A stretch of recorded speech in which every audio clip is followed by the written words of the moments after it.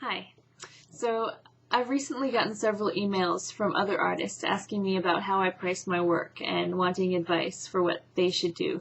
And I remember when I was first starting out selling my work, I felt pretty clueless. I didn't have a pricing strategy at all when I started out. So I figured maybe there's something in my experience that would be helpful to some other people who are just starting their art careers. And I want to make it clear that I am by no means an expert on the art market or how to price art in general. I just happen to be a professional artist who has had some success selling my work. I've only been working as a painter for 5 years, and I've only gotten really serious about my career in the past 2 to 3 years. So that's where I am. I am a mid-career artist. I am at the beginning of a hopefully long career. Okay, so let's talk about pricing artwork. When pricing your artwork, there are a lot of factors to take into account. Your audience, where you are in your career, where you're selling your art, the overall state of the general economy, and your medium of choice. Oil paintings tend to go for more than acrylic paintings. Acrylic paintings tend to go for more than watercolors. Watercolors tend to go for more than pastel and drawings. So it's always a good idea to do some research and try and figure out what similar artwork to yours is selling for by artists who are at a similar stage in their career. Okay, now I'm speaking as an oil painter. Number one, price by size. Number two, have standard sizes that you work in. That's very important. And number three, make up a size price chart that you can reference easily. So here's what I do. I start with $1 per square inch, and then I round that to the nearest 90. So for example, a 16 by 16 inch piece is 16 times 16 is 256. And then I round that up to $290. And that's what my sunflower panels, they're 16 by 16 inches. They're currently selling for $290 plus tax, and they're selling like hotcakes at this price, so I might raise that soon. And my 20 by 20s are also about $1 per square inch. They're $3.90. My 30 by 30s are $8.90, and so on. Okay, in my case, I think of my work having two categories. The smaller sized works are priced to be more universally affordable. You know, almost anybody who wants it, who really wants it, can afford to buy a $300 painting. You know, when you think about people spend $300 on electronics, on home furnishings, on jewelry or whatever. So it's accessible to almost anyone. Then once you get into the larger pieces, say above 30 by 40 inches, I start pricing my work closer to $1.50 to $2 per square inch. And this is because I consider the very large paintings to be in a separate class. Something like the painting behind me, which I think is 36 by 42 inches and priced around $2,500. That's going to appeal only to a serious art collector who, you know, allocates serious amounts of money towards buying art.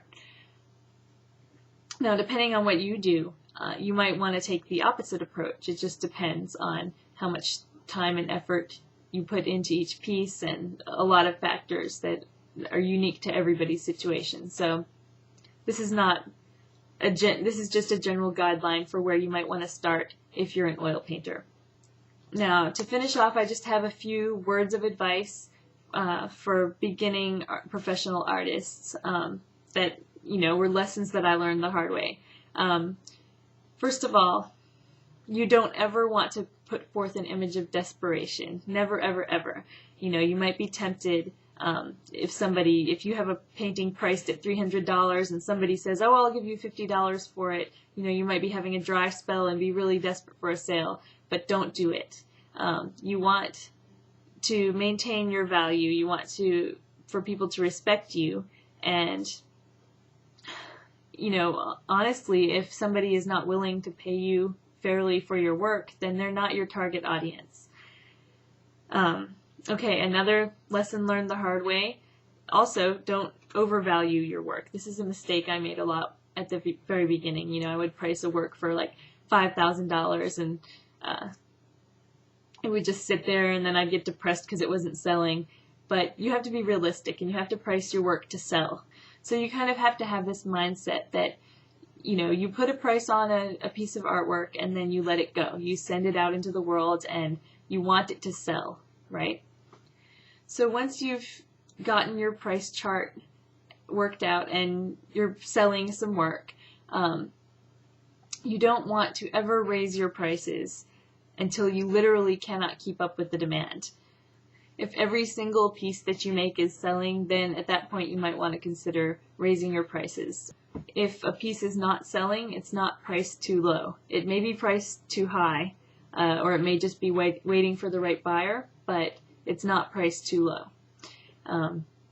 Another thing I would say is you want to be very cautious about pricing your work that first time, because you don't ever want to lower your prices. You want your work to go up in value over time, not down in value. Once you've set prices for your work, you want to maintain consistent pricing across the board, whether you're selling, no matter where you're selling the work, whether you're selling it yourself or if it's in a gallery. You want the retail price to be the same. For obvious ethical reasons, you don't want someone to be able to get the work from you for much cheaper than they can get it from a gallery. You want it to be fair, and that's just a basic rule of thumb. Okay, one last note. My prices for commissions are nearly double my prices for general work. I feel like when it comes to commissions, you should always ask for exactly how much money you want, and don't compromise that,